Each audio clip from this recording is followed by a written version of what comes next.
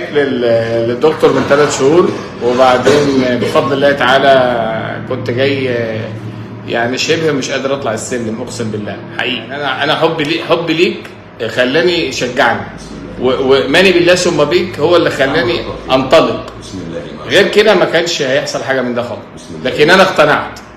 فويس انت بعته لي بعد ما بدات النظام ب 10 ايام، كنت مصور لي جهاز السكر، مدي قرايه هاي، وبعت لي فويس بعديها قلت لي قرايه هاي بس انا كويس. مزبوط. اعمل ايه؟ مظبوط. وانت مجرد ما قلت لي انت واقف على رجليك قلت لك بص حديد.